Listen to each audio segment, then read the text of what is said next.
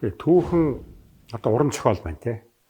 Түүхэн уран зохиолыг бичиж байгаа хүний хувьд хувь хүнээс нэг шалтгаал. Одоо жишээлбэл манай нэг түүхч академич Нацаг Дорж багш Мантахаас эцэн хатан гэдэг роман бичсэн. Уран зохиол. Энийг өөрөө хэлж байгаа цэвэр уран зохиол гэж хэлж байгаа бичсэн байдаг байхгүй. Энэ дотор нөгөө түүхээсээ өөр зүйлүүд бол зөндөө бий. Одоо жишээлбэл Сатай гээл нэг сайхан номтой сайд гардаг роман дээр канон дээр энэ чиртэй. Гэтэл яг бодит байдал дээр бол Сатай арай өөр гүйцэтгэс өн болдыг дэмжиж ийсэн ч байдаг юм уу? Мантахаас эцэн хатныг нас баруулдаг. Тэрийг одоо Исмэл тайж алаад уршуулж байгаа маягаар тий. Тэгээд Исмэлийг Мантахын хөл дээр уршуулж байгаа маягтаар ингэсэн. Гэтэл одоо Алтан давталтын тэр бичснээр бол Мантахаа урт удаан нассан байлтай. Гэх юм те. Энэ бол ихтэй нийт хүмүүсийг энэ Монголын дундад үеийн түүх рүү хандуулж чадсан. Мантахаа гэж хүнийг мэддэг болсон монголчууд тэр чигээрээ те. Батмөгт Аян хаан гэдэг хүнийг мэддэг болсон байхгүй. Киногаар нь ч тэр арманаар нь ч тэр тийм хүчтэй сэтгэл төрүүлсэн. Энэ чинь социализм үед бичигдсэн ном шүү дээ. Кино хийгдсэн ч кино юм байна. Тэр хэмжээнд түүхэн уран зохиолыг бичнэ гэдэг бол тэр хувь зохиолчоос түүхийн маш их мэдлэг шаардж байгаа. Ямар хэмжээнд түүхэнд уран сайхан шигдэх вэ? Ямар хэмжээний түүхэн баримтын яг гол шугам болох вэ? Түүхийг хазаалгаж бас хамаагүй болохгүй. Жишээлбэл те. Тэгэхээр ингээд бичигдсэн зохиолууд бол нийт ард түмэнд их хүрнэ. Хувь зохиолчоос их хамаарч байгаа юм л. Би бол баярлж байгаа. Манай одоо олон зохиолч нар энэ түүхэн уран зохиол руу орсон биччихэ. Энэ их сайн хэрэг те. Тэд нар улам чадварж сайжирна гэсэн үг л дээ. Хэрвээ усан зохиол бичвэл хэцүү. Одоо манай нэрт зохиолч Пүрүүга Аянг гэж арман бичсэн шүү дээ те. Хөгжим их шиг гэдэг бас арман бичсэн. Тэр Аян арман бол Сайнын хаан Наман сүрэнгийн тухай.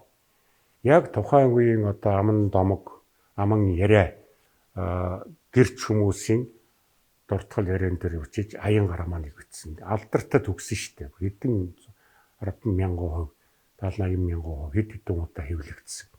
Пүрүүга бол мэрэгжлийн түүхч юм биш. Тэ? Мэрэгжлийн уран зохиолч. Тэгэхэд бол тэр асар их том амжилтанд хүрсэн. Одоо ч хүртэл уншигдчих. За тэр хөгжим их шиг гэдэг тэр ном байж байна. Тэр бол тэр 20-30-аад оны үеийн Монголд тэр Япон энэ хэдтэй харилцааг харуулсан. Тэр маш их амжилтанд хүрлээ. Сажин бат гэж зохиолч байна те. Элс цас гэж арман бичсэн бас 90-аад оны үед. Энэ бол Монголын одоо тэр манжийн дараах тэр солигдох үеийн түүхийг ингээд харуулж бичсэн. Энэ түүх байна. Бидний сайн мэд Тунгалаг Тамир арман. Тунгалаг Тамир арманы хэдийгээр аж байдлын арман гэдээ бас ярьдаг боловч тэр чи яг нөгөө бас түүх арман шүү.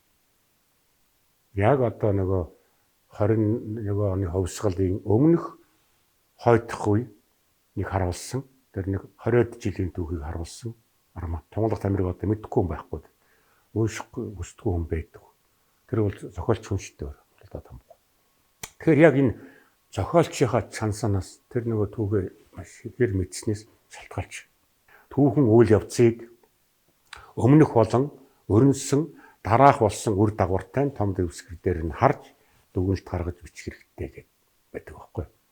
Энэ шогногчээс одоо зохиолч нар бас барьж явах хэрэгтэй байна. Тэгээд яг энэ түүхэн уран зохиолоор дамжуулж, түүхэн киногоор дамжуулж ард түмний нөгөө оюун санаанд ч бас түүхэн мэдлэг суун л та. Одоо залуучууд кино хийж байна. 2000 гээд одоо тэр манжийн эсрэг тэмцсэн кино хийлээ. Энэ ч нь бол болж байгаа хэрэг байхгүй оролдох. Гэхдээ нийтэд төгсөн нөгөө ямар шугам барих вэ? Юуг өгүүлэх вэ? гэдэг дээр одоо анхаарч ажиллах хэрэгтэй. Нэг сайхан кино үзээд нэг сайхан шуугаал нэг сайхан төс тас хийсэн юм үзэл гарахад мартагдчихвэл тэр өөр те. Нэг арманы нэг уншаал дахиж унших хүсэл төрөхгүй тааш тавьчихвэл бас нэг асуудал гэж бодох хэрэгтэй байна. Мэдлэг туршлага тань дээр ирлээ. Салбар бүрийн мастеруудын дахин давтагдшгүй туршлагаас суралцах боломжийг Mentor Hub танд олгож байна. Та яг одоо App Store болон Play Store-оос аппликейшн татаарай. Mentor Hub-д тавтамжтай морил.